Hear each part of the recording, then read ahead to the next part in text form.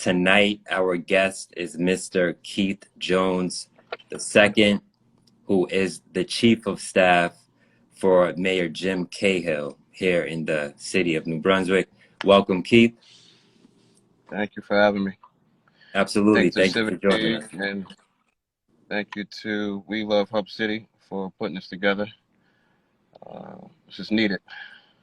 Absolutely. It's a pleasure to have you as a guest this evening. And we're just going to get right into it. First off, Cool. For those of you who may not be familiar with the role, for someone who may not be familiar with the role of a chief of staff, or even working in city government or any municipality capacity, describe your role to everyone. So I'm the janitor in so many words, but my job is to give advice, to advise the mayor on certain issues and with residents and community partners and of course our houses of worship, as well as police department, fire department, as well as making sure that employees are taken care of and making sure that the mayor's office is operating as it should be. I take a little bit of weight off of the mayor. Not a lot. I mean, that guy's been carrying weight for 30 years, so you know he knows what he's doing. But my job is to make his job a little less stressful, and at the same time be able to give residents and community members a voice. So that's my role in a nutshell. Got it. I mean, it's a lot deeper. Yeah, absolutely. We can always go deeper. Prior to your role as chief of staff, you were community organization specialist, correct? Correct. So what would you say was the difference between your role as community organization specialist and what you currently do now? Talk about that transition. There really was no I mean, if anything, it just became more work, more accountability. All right. So anything from, I mean, last week I was blamed for a water main break, so that I have no clue about, so it's just the accountability, the level of information has, of course, increased in terms of, my conversations now with certain folks, certain tables that I'm at that I wasn't at when I was the community organization specialist. I would say my hours have increased, definitely. I just think that there's another level of responsibility and accountability that is, been applied. So I'm still doing everything that I was doing as community organization specialist. It's just, more at it. Got it. Speaking of the longer hours, VillageWork, hashtag VillageWork. Anyone who follows you on social, IG, Facebook, break that down for us. So it was years ago, it was just, one of my boys posted something, it takes a village to raise a kid. And, at this time, this was around President Obama's White House initiative on Black education. So we used to have these seminars and everything with Essence, the magazine. Okay. And one of the last ones that we had was at Penn in Philadelphia. And the whole conversation, the little breakout work sessions, was about VillageWork. And, and it was like, what goes into VillageWork? How do we sort of get away from the idea of what VillageWork really means? Are our neighbors raising us, anymore? When I was a kid, I couldn't do nothing bad on the street without, three of my neighbors telling my mother or telling my grandmother, or, making sure we had jobs, so if we were doing snow shoveling, we would shovel the next door neighbors' front porch and those things. So it was just one of those. I learned how to throw a baseball curveball, one of the neighbors taught us, as kids. So it was just the idea of the things that I do today. Um, I can be honest with you. I can be candid on this. I never like to say I did it. I always Yeah, like to say we did it. So another word for me to use is VillageWork. None of this is done by any one person. It's more of a community of folks helping out the village. So, I use hashtag VillageWork for everything, you know. absolutely. Absolutely. So, as you were talking about village work and just everyone chipping in, I thought Right. about you as a father. You have children, you have I do. sons. And then I also thought about the current day and age that we live in, where communities may or may not be as tight knit as they were when we were younger. I remember those days shoveling snow. I'm from Staten Island, but still same, Right, same come up essentially. So right. being a community leader as well as a father, what are some Hmm. things that are important to you? What are you instilling into your children? So I mean, information comes so fast these days. They get information. Our kids get information from everywhere. All of my kids have tablets. All of my kids have some form of tech device that they can watch anything and everything that we allow them to. Yeah, But still, the information travels so fast. I think for me, being honest and growing up, and some of our leaders, and I always go back to action, man. So it's not even about me, what I say to my kids, because I can tell them everything. But if they don't see me doing it, and they don't see me out there actually living what I'm saying, then kids are smart. They know what's going on, so yeah, they can see right through the nonsense and the BS. So for me, I try to just be as transparent as possible through my actions and try to make all of those teaching moments. My kids, my middle son is one of those kids that you can see him holding every social event possible. He wants to talk to everybody. He is the person that wants to shake everybody's hand. got My 15-year-old is a little more, he's at that 15-year-old stage where they don't want to talk to anybody.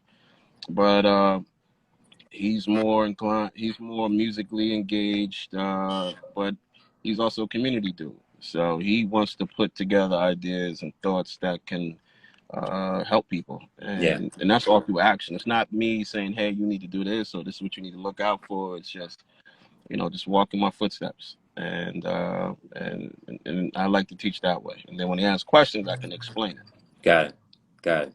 So you lead by action, lead by example. From there, your children watch you. I mean, as people, we watch and observe, right? And Right, then that's where right, the questioning and inquiry and learning really happens. right, Cool, right. cool. So, speaking of action, politics, governance, Right, campaigns, right. when we look at the youth, when we look at people in general, how do you feel that we should go about keeping young people engaged, educated, and active throughout the political process and governance? So again, for me, it's through action. I was on a call today, a Zoom call today with the Institute for Social Justice, and a lot of the how do we do civic engagement, civic responsibility, how do we teach these things to young people, it all circle back to how do we get it into the schools. And I think that's a narrow view of what this should be. I mean, the blueprint have been laid for us over and over and over and over again. You think about civil rights movement, you think about Freedom Summer, you think about all these things, um, these events that happened before us. A lot of stuff was taught in church or houses of worship, or Yeah, on somebody's front porch, or somebody's backyard, or in the basement of some restaurant, some diner. And I think that for me, if I think school is definite one avenue that we need to go down, and we need to be able to teach these lessons in school and teach the importance of voting and civic engagement, all these steps. At the same time, it kind of gives us an out in a sense, because when summer hits, when let's say spring break, let's say Christmas, winter break hits, we take our foot off the gas a little bit, because we ain't got to teach that no more, because we got the summer break. Meanwhile, if we tweak it and get back to the basics, where we're doing this in a house of worship, we're doing this in the diner basement or in the diner, or at some community center. This is 365-day work. Yeah. And when we think about the civil rights movement and Freedom Summer, our houses of worship were used 7 days a week, and whether that was for planning, for safety, for community conversations, just to be together, and cry or sing. I've been watching a lot of the old videos, and churches are packed, and the kids are sleeping. This is on a Tuesday night. This is not for service. This is for, how do we move forward as a people? So I think one of the ways that we get back to that is instilling in our youth that, not even instilling in our youth, instilling in some our age, our generation, that we need to get back into these centers. We need to get back into these houses of worship. We need to get back into these small businesses and really turn those spaces into our spaces, into safe spaces, and continue to teach. Are there any ideas that you're working on right now? 100%. So we are working with, on a broader level, we're working with the Multi-Faith Alliance, New Jersey Multi-Faith Alliance, a guy by the name of Eric Dobson, to do a 5-city tour based around Freedom Summer. Right. And so it would be a conversation with local leadership in all 5 cities. The 5 cities are Atlantic City, Trenton, Newark, Camden, and New Brunswick. Right. And the conversation is, the idea is to, one, take an assessment of the city, and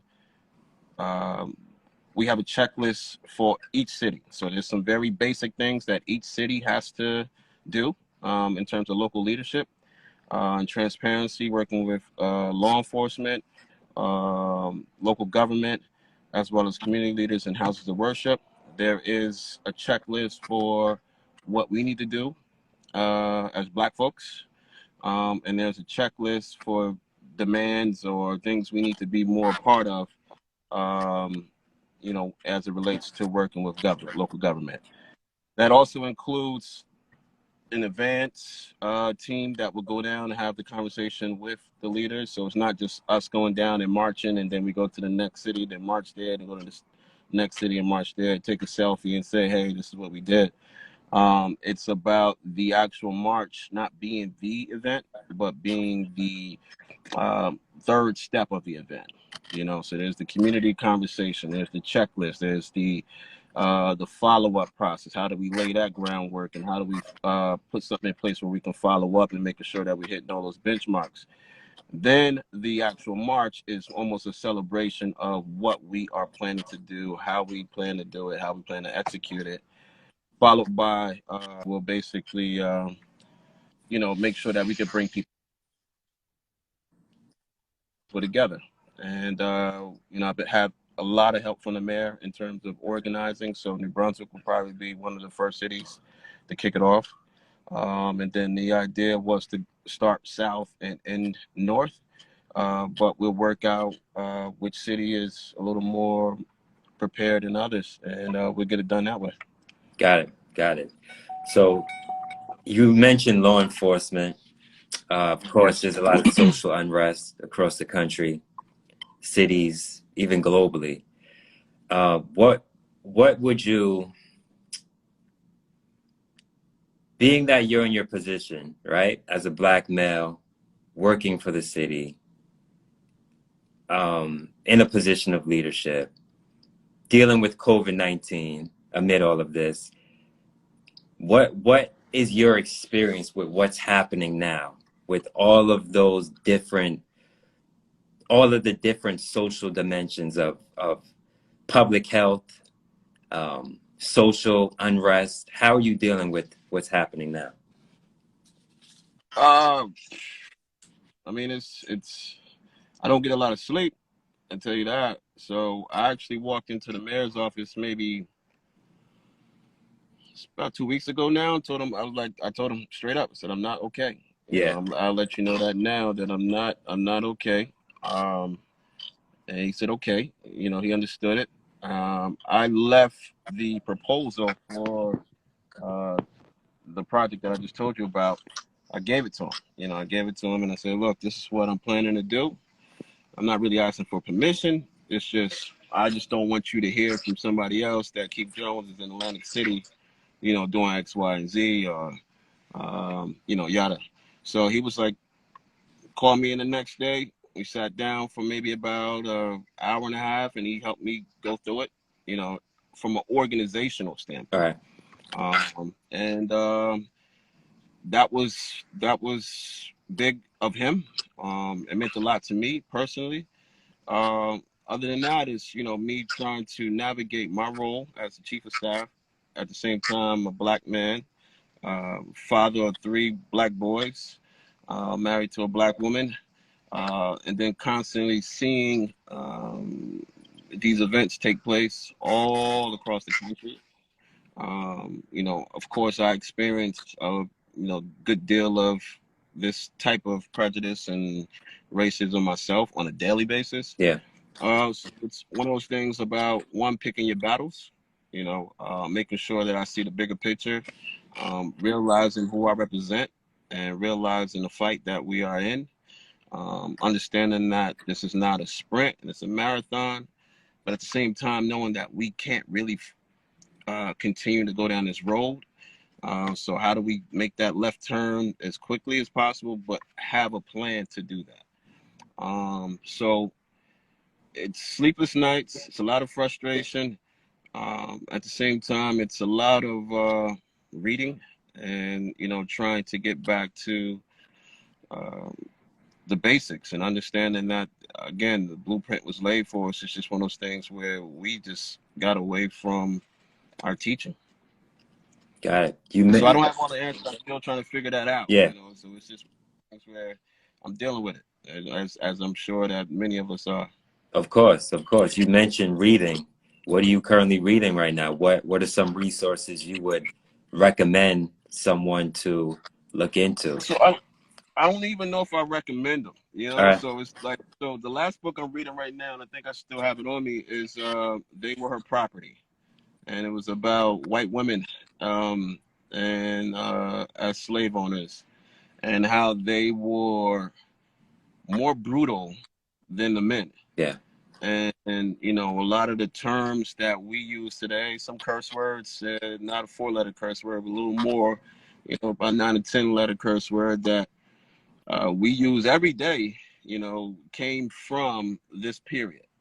And it's a stressful book. Mm-hmm. I am reading. I'm reading The Defender. I keep my books on me. They're always I'm in the car, by the way, because my warehouse spaces. There's an electrician in there putting in TVs, so I can't sit there with the noise. I see that, man. But this is gold. This is gold. Absolute gold, and it bugs me out every day that we.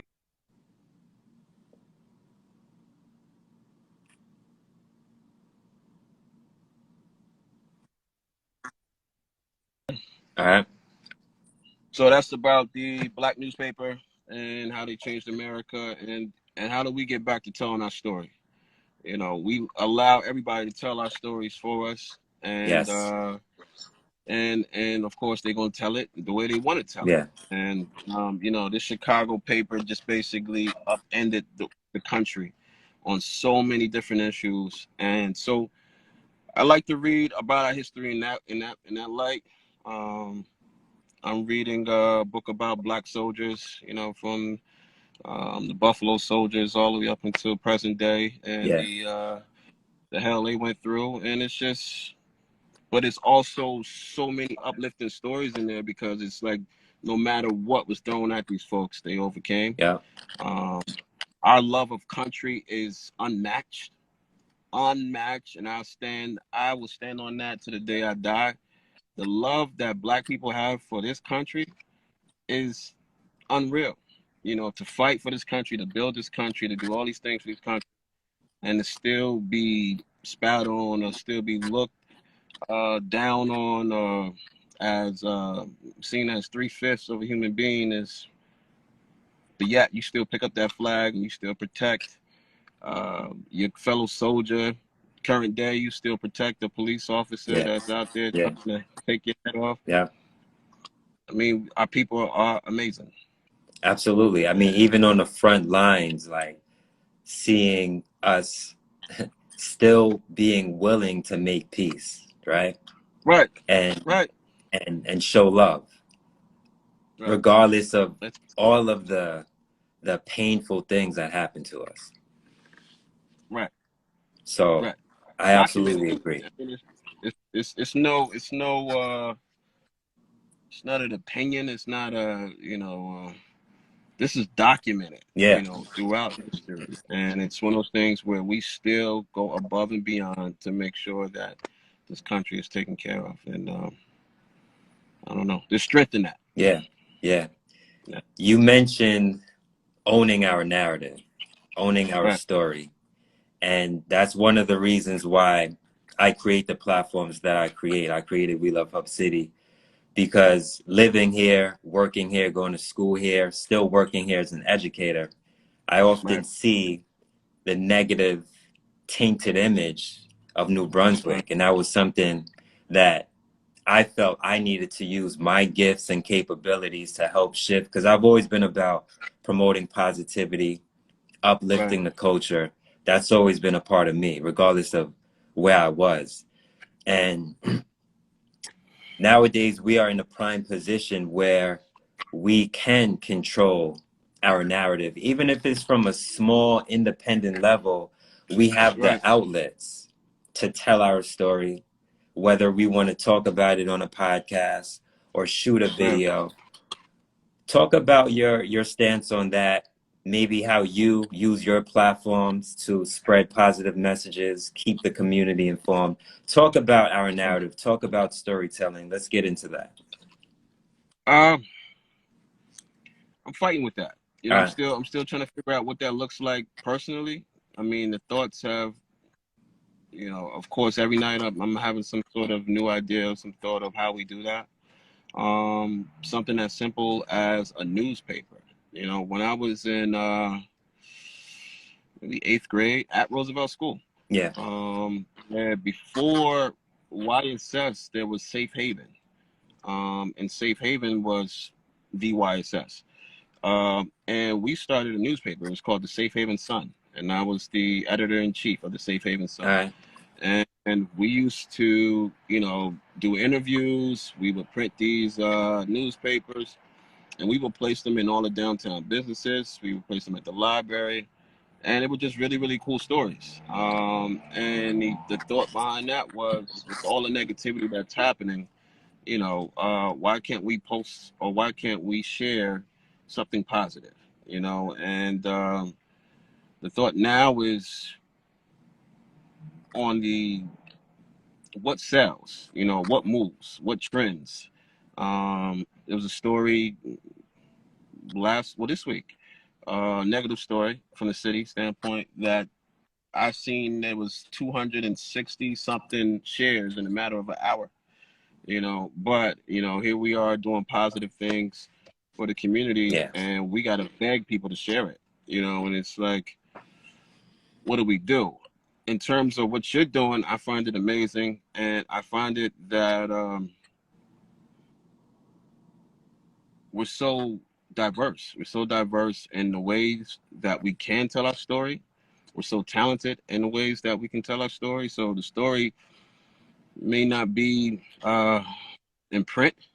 It may not be a blog post. It may be music. It Yeah. may be art. It may be fashion. I mean, we're just so.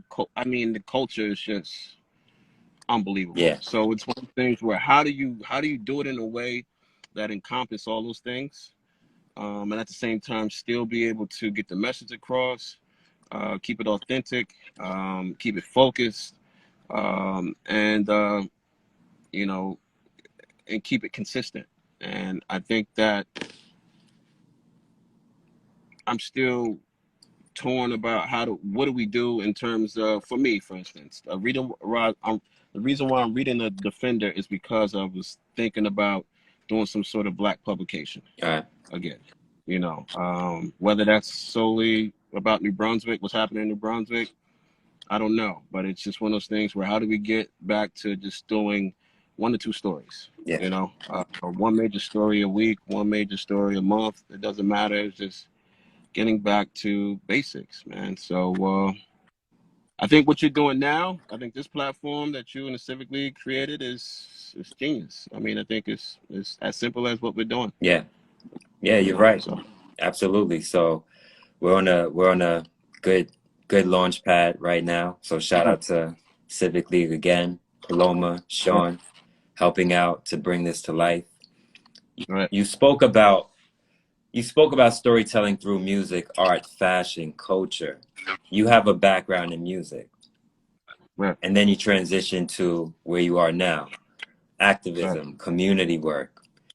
Has your experience, or how has your experience in music and entertainment influenced your perspective on the work that you do now? I think it was just an incredible transition that I never planned for. I Yeah. always say God engineering. Um, we Everybody knows how political the music industry could be and how grimy the music industry could be. Um, so when I was in the music industry, there was a time where you had to have a relationship with the label. If you didn't have a relationship with the label, and as a new producer, anything under $10,000, you can see that you can kiss that goodbye. Yeah. Because they didn't want to pay you. If they didn't want to pay you, they didn't pay you. No matter how many contracts you had, it didn't matter. But if you had a relationship with that label, that label would say, "Hey, let's not do Keith wrong because we like him. He's a good guy, and he's been good to us." And vice versa. But if it was anything under 10,000 and I didn't have a good relationship with that label, they would say, "Well, Keith can take us to court," and they knew it was going to cost Keith $7,000 to take them to court. I win 3,000. Once I get the money, I'm down $7,000 already, so I have $3,000 left, and now I have to split that again amongst management and whatever else.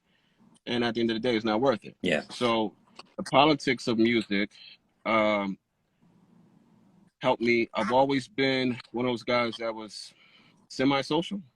And so in the music industry, you're at 7 to 8 different parties a week. They could be everything from an album listening party to an album release party to a product release party, so on. So what I was able to do coming out of music, I went right into fashion, and it's sort of the same deal. I started a company called Campaign, All right. and the campaign and the actual fashion company was about what does the piece say about you? How's the campaign for you? I used to hang around, the corniest of artists but they had loads and loads of jewelry on them, and and they're still running around talking about how much money they have, et cetera, et cetera. So my idea was, let the piece talk for you. Let it campaign for you. What does it say about who you are as a person? Had nothing to do with what I'm doing now. Yeah. So that's why I call it God engineering.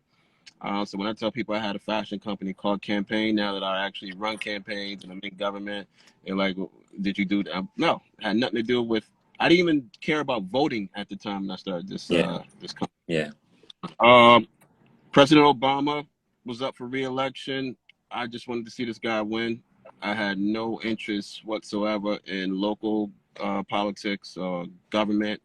And I just threw myself into everything that I possibly could to learn and, be an organizer. The rest is history. I mean, it's one of those things where I'm able to use what I learned in the music industry, the fashion industry, and apply it to government and organizing. You know, government could be super stale. Organizing could be super Yeah. stale. How do you connect with people in a way that they get it? And I'm about to probably lose you because let me see. Let me make sure the car don't pick you up. So how do we connect with in a way that people understand that this is something fun? And how do you Yeah, I can't hear you right now.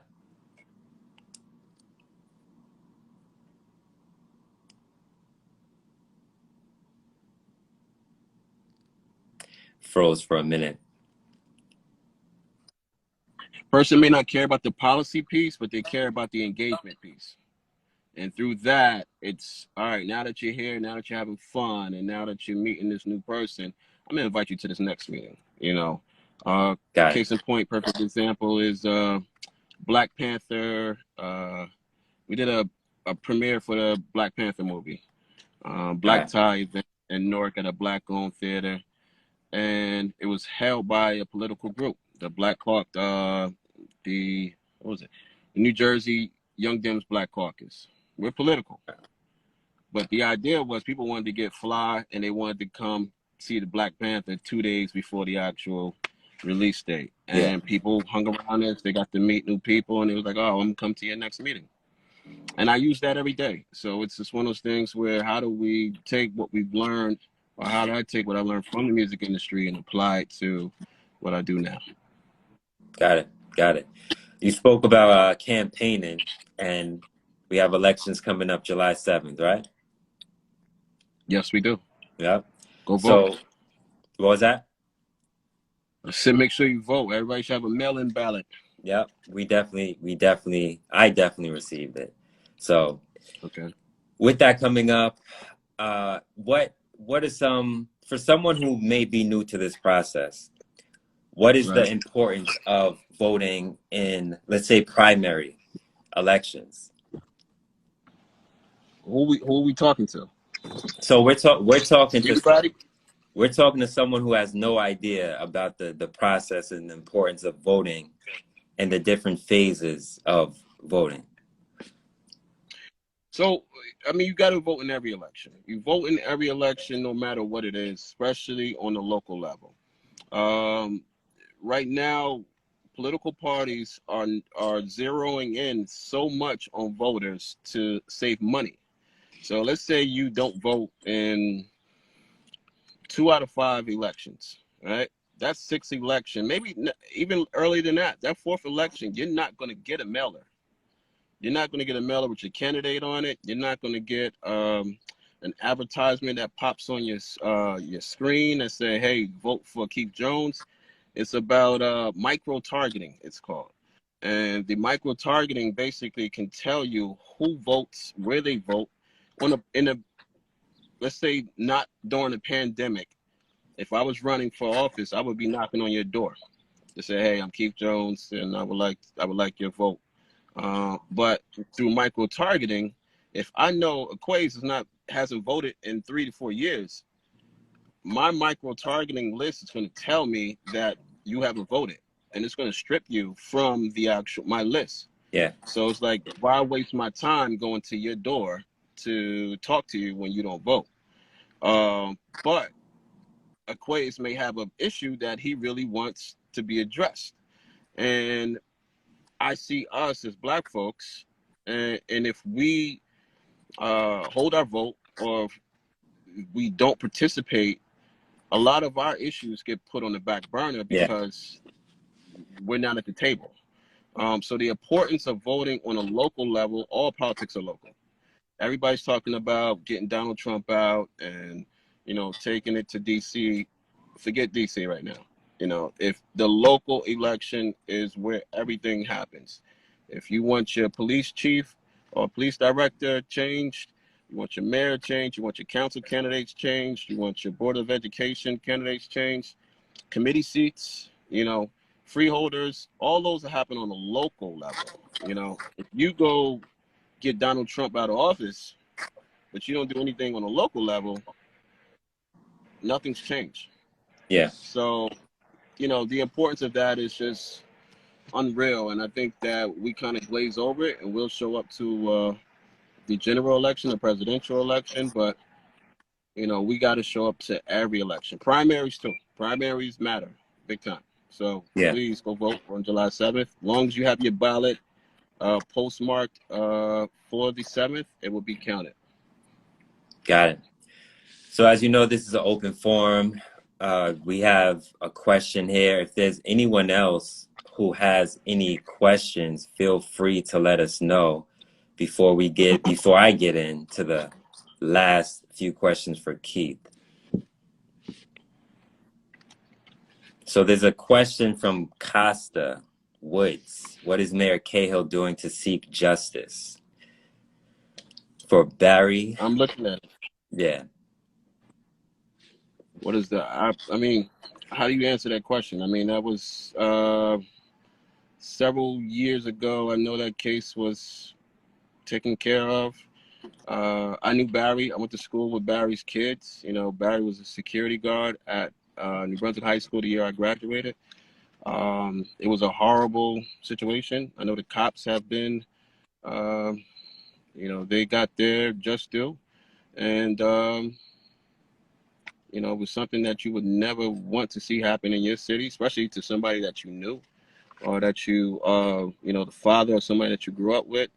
And again, like I said, it was, you know, Barry was a good dude, a real good dude. And at the time, I wasn't working for the city.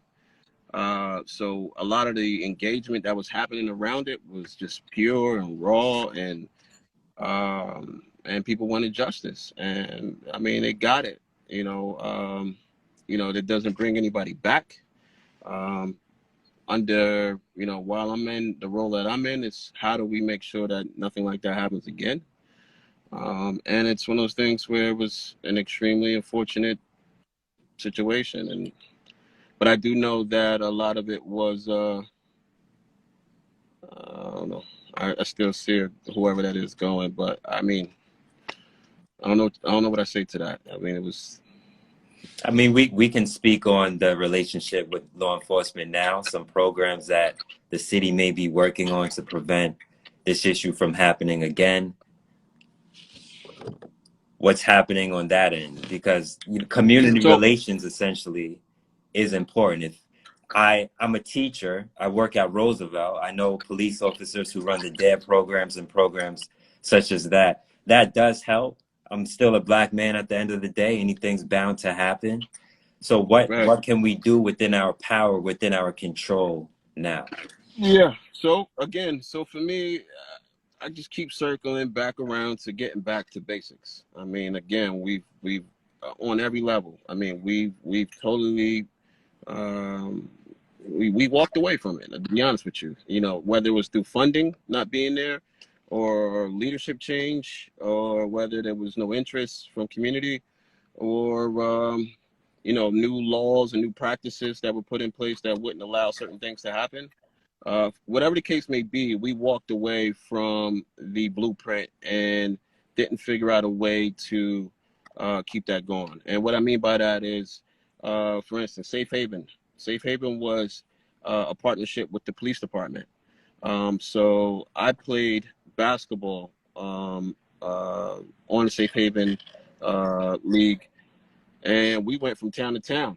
Cops were our coaches, you know, so it was one of those things where we built relationships with law enforcement. These guys were young guys just coming into the force, or there were some senior guys that were there and they were doing community policing. And it was through these things that we were able to build relationships. So when we saw each other on the street, it wasn't immediate tension or confrontation. Student Liaison Outreach Team, also known as SLOT, was started by Donnie Bolin, who retired. He was the community policing officer for the city of New Brunswick. And when Donnie left, SLOT kind of fell by the wayside. SLOT was a partnership between New Brunswick High School and St. Peter's High School, which were Yeah. rivals at the time. So, you know, and I always say, you know, a testament to that is my best friend and the godfather of my oldest son is St. Peter's. He went to St. Peter's High School, you know, but we met through Slot, and we've been friends for almost 30 years. And what we did with Slot was that was ran out of the police department. It was ran out of the community policing office. And we just had several projects, community projects that we did together. And what I mean by the law sort of changing that you couldn't do certain things, there used to be a hotel downtown where the Heldridge is. And we used to have like these huge sleepovers, you know, St. Peter students, New Brunswick students, and law enforcement. And law enforcement, we had to stay in and be a lock-in for 24 hours. Yeah. But we had to do all these projects where we were doing like talent shows. We were having conversations about implicit biases. And we would just build and report with each other. So, you know, if the officers see me on the street, you know, with a kid that I wasn't supposed to be with, they would pull me to the side and say, hey, Keith, that kid is not doing the right thing. You shouldn't be around him. Or, hey, Keith, if you know this kid and it's your boy, make sure that he's doing the right thing. We're watching him, you know, stuff like that. Or they would tell my parents, you know, they run into my parents in the grocery store and say, hey, you know, I seen Keith out there with so-and-so. So, and then PAL. I don't know how many people on this call remember PAL, but PAL was the police athletic league that was down on Nielsen Street where Elijah's Promise is. I mean, that was a hangout for us. You know, we used to play basketball down there. We used to drill team, you name it, we did it. And these were all very, very basic things that I've been having conversations with the mayor about, and how do we figure out a way to implement them again. But again, it takes commitment from all partners, not just law enforcement. And then there needs to be a way to sustain it. Yeah. And that's what we need to figure out, you know. So there's a call to defund the police right now. And they want to defund the police right now to transfer funds into other means of support and resources for residents. The challenge with that is we need to be extra deliberate on where those resources go. Yeah. Because if we want to put resources into social services, that social service has to exist today if you want us to defund it today. And then it also has to be able to sustain itself longevity. So it's one of those things where, yes, there are dollars that we can put in other areas. How do we make sure that we're doing it in the right way? Absolutely. Absolutely. I'm glad you mentioned sustainability, because that's leading us into the next question. Before we get into that, though, there was a question from Juan. If I wanted to donate my time and volunteer, where do I go? What websites have up-to-date postings? City of New Brunswick website. You can go to We Love Hub City. You can go to the city's Facebook page. There's several partners that post various things. Our hospitals, our houses of worship, they all have Facebook and social media groups. You just reach out to me. I know Juan, and I post stuff daily. So it's one of those things where, you know, I get the calls at 10, 11 o'clock anyway saying, hey, I want to be helpful. How can I be helpful? And I appreciate that. So it's a dope question. And to Juan's point, I still think that, and to Aquaus' point, we still need to be better at allowing these spaces for people to participate. And so I know, for instance, in some cases, it's hard to volunteer because you don't know what's available and who needs help. So how do we make sure we create these platforms that allow folks to participate? Excellent. So in regards to some of the initiatives you've helped to lead, you've been a part of Code Blue, Dignity Center, New Brunswick Community Food Distribution. In regards to sustainability, what is the importance of those initiatives, as well as what is required to truly sustain those initiatives on a community level? It's unfortunately, these are all initiatives that shouldn't have to be sustained. These are initiatives that shouldn't exist. You know, and it's one of those things where, because they exist, we tackle the problem. I'll start with Code Blue and the Dignity Center. People would believe that the city of New Brunswick has this huge homeless issue. and that we're putting homeless people into the street every day, and we're building, these shiny buildings all across the city. It couldn't be further from the truth. It's one of those things where the city of New Brunswick is the county seat.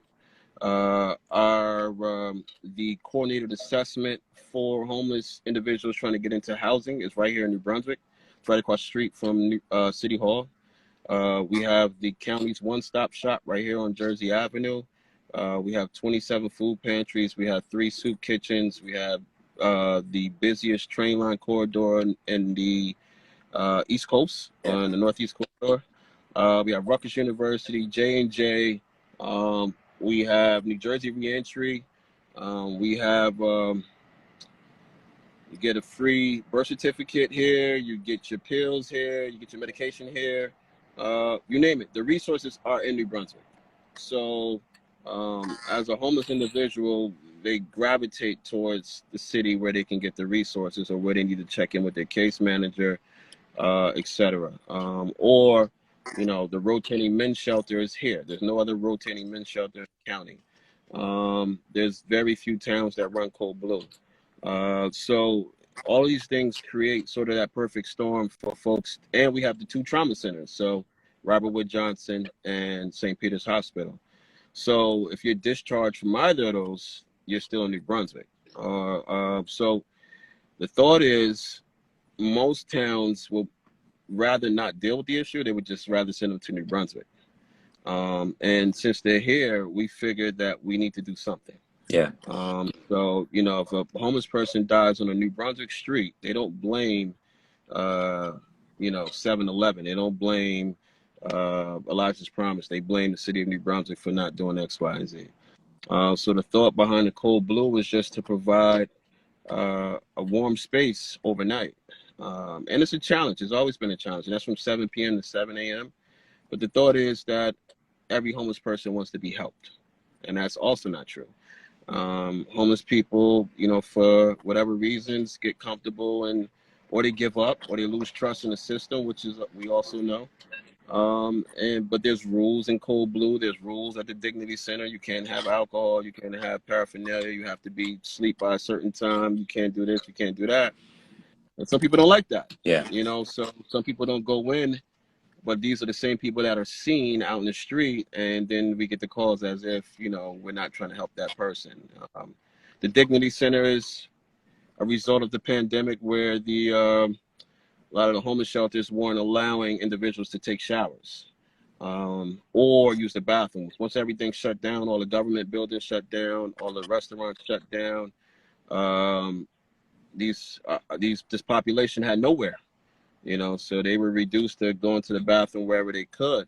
That's why we call it a Dignity Center, because literally I had a conversation with a homeless individual, and I was telling them that the Porta Johns are coming. We had Porta Johns on back order at the beginning of the pandemic that we couldn't get because everybody was ordering them.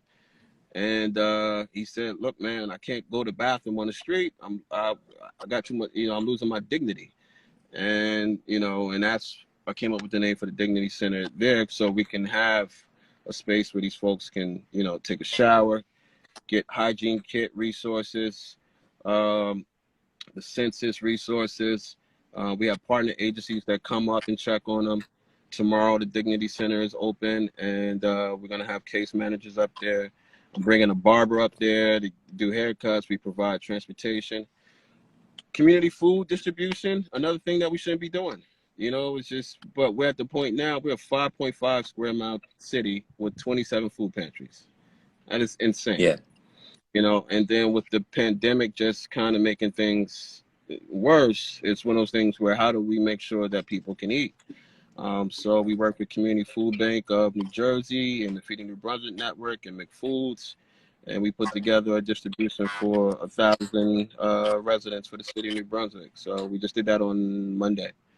And so these are the things that keep me up at night. And it's just, one, trying to be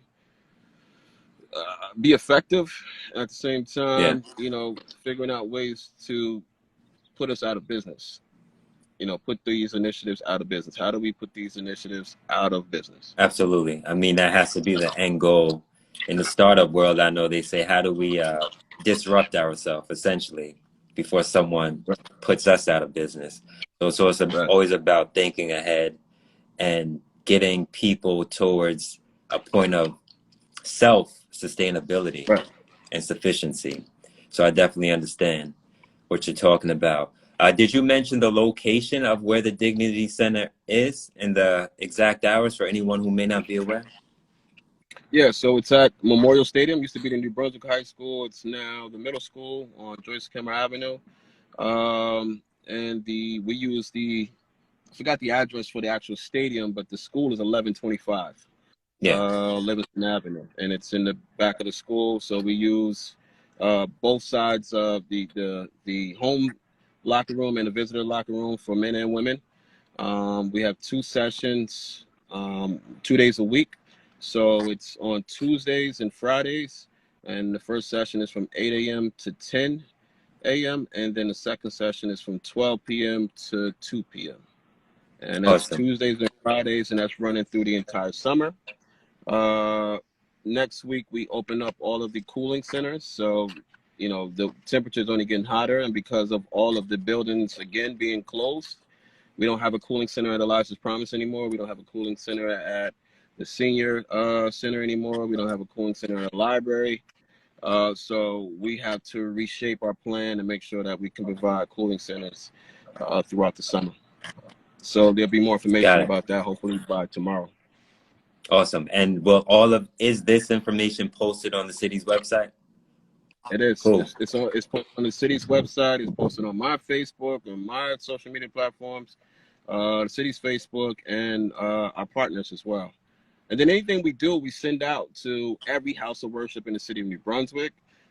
We send out to all the partners, all the case managers. We get calls from New York, and trying to send people to New Brunswick. That's how, extensive this goes in terms of service. Got it. So before we get into the last question, any questions from anyone in the audience, feel free to let us know. We are coming down on the last 5 minutes before we get kicked out. So let's not let that happen. And the last question from me, Keith, is what can we do? What can people do? What can the community do to continue to support and stay in touch with your work? With my work, first thing you do is get the information for yourself. Get the information for yourself so you can have understanding of it. If you don't have the information, you don't have access to the information, have a conversation with me. I think I'm an honest enough guy that I will give you what I got, and I'll give you the opportunity to verify that. And if it comes back as not true, then so be it. But the thought is, I personally need more involvement from young people. I need more involvement from Black people. I know everything. I know the challenges. I've heard the history of New Brunswick. I know some of the things that we've been through. I know that trust has been lost. I know that there's tension still. But my frustration has always been and still is that I sit at these tables day in and day out, and I watch us be planned out of the system. And it's not that the government is trying to do it, or it's not that the partner agency is trying to do it. It's just one of those things where out of sight, out of mind.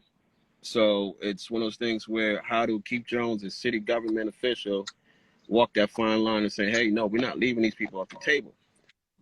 Sean will tell you, I make calls to Sean like, yo, where's the Civic League at on this? Or what's your thoughts on this? Because I need to make sure that we are represented.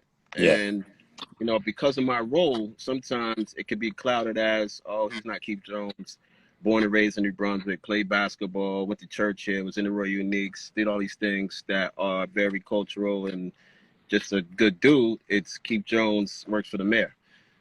So there's that fine line of being able to thread that and make sure that if I can't speak out the way I need to speak out, I got 100 people that shares the same exact message that I have that can say what they need to say. So one, just being engaged, being committed to this thing in a way that we're not only there for 3 months, 2 weeks, you know, when things are hot and ugly, but being there when things are going good.